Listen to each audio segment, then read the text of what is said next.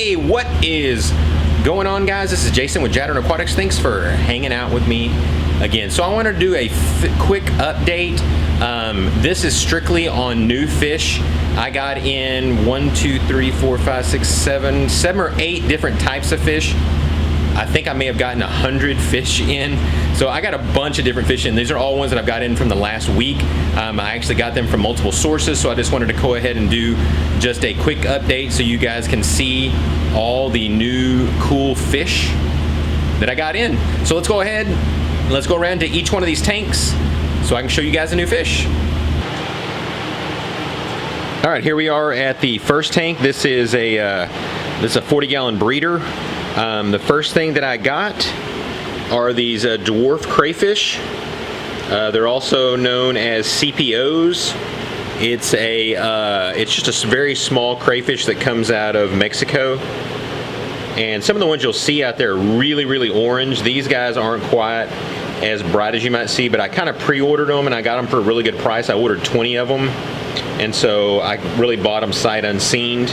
But the cool thing that what I understand about these crayfish is that they are fish safe and they are plant safe because they don't really get any bigger than this.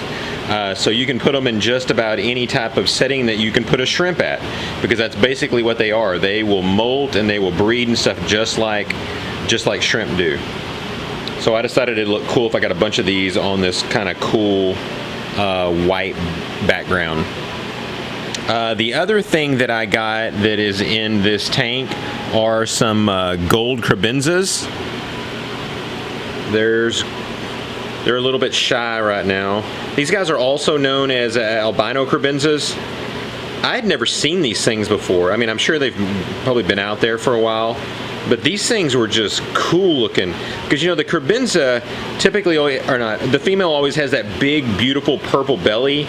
But on the females on these albinos, man, it is just absolutely just beautiful looking. Now these guys are pretty small juveniles, so as they get a lot bigger, they'll start getting those colors a whole lot more. I think I got 5 of these guys. I think I ended. This tank is not finished being set up. This has just basically been the holding place for some plants that I bought. That's why they're just kind of floating in there. So I still got to get some of these plants moved. I don't even know exactly how I'm going to aquascape this tank yet. So let's go ahead and let's move on to the next tank. Okay, in this tank, these are red-blue Columbia tetras. These guys, I ordered 30 of them. There's also some other fish in here we'll talk about in a second, but let me tell you a story about this. I ordered 3 different types of tetras, and I ordered like 20 or 30 of each one of them. And I knew better, but I made the mistake of putting them all in quarantine together in a different tank, and the biological filter could not handle the load that I put on them, or that I put on it, and I ended up killing a bunch of different fish. The red-blue Columbians, I guess since they're bigger, they all survive, but I had a smaller, another type of tetra that none of the small ones survived whatsoever. So that just absolutely just killed me. It's one of those things, you know, you hear yourself telling, hey, don't do that, and you go ahead and you do it anyway. So that was my terrible story. So that's why you see I've got 3 filters in here running, because I didn't want to make that mistake again. Part of the problem also is the tank that I put them in didn't have any substrate, and it had all new water in there, so there was obviously no bacteria built up in the water at all. And I don't know, just a stupid move. Next tetra I got were these. These are the gold Pristellas. This is one that I ordered 20 of them. As you can see, there's 3, 6, 9. There's maybe 11 of them left, and the other ones I accidentally killed. But I've just fallen in love of watching Tetra School. I have some red eye ones that I just love to watch. So I decided I want to get some big schools of Tetras in a bunch of my 40-gallon aquariums. So that's why I went ahead and bought those. But again, I should have just bought one type at a time. instead of trying to buy a whole bunch. Next thing I got are these threadfin rainbows. As you can see, the ones I got are pretty tiny. And so I went ahead and put them in here with all these baby guppies. Well, you can see there's the parents, but there's a bunch of babies in here because I'm feeding these things brine shrimp multiple times a day. So these threadfin rainbow fish probably still need brine shrimp for a while until they get up a little bit bigger size. But I think I got maybe 7 or 8 of those guys. They're really, really, really cool looking. I'm really starting to get into rainbow fish now all of a sudden.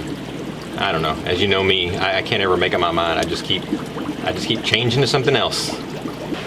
All right, another one of the new fish that I got. This is a cichlid, but it's a South American cichlid. It's called a curvicep.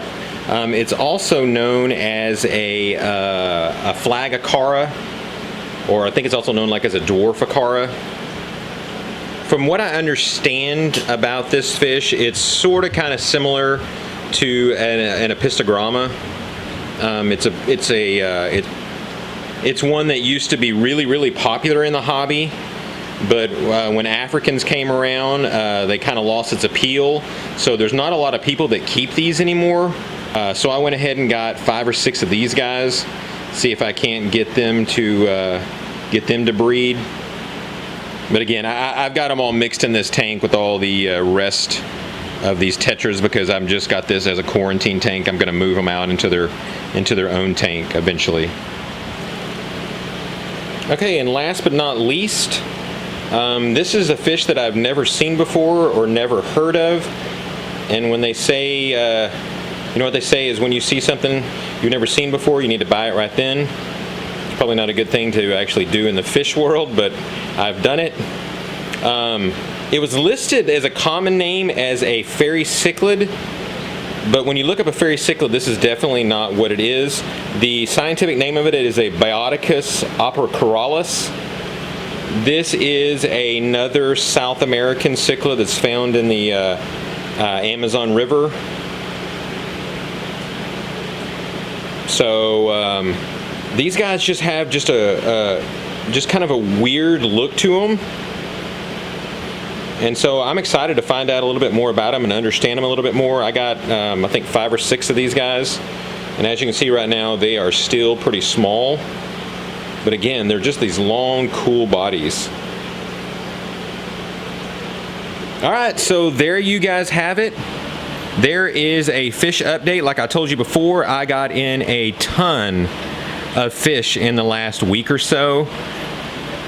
So if you guys have any questions, be sure and leave it down below. If you guys haven't subscribed to my channel already, be sure and hit that subscribe button.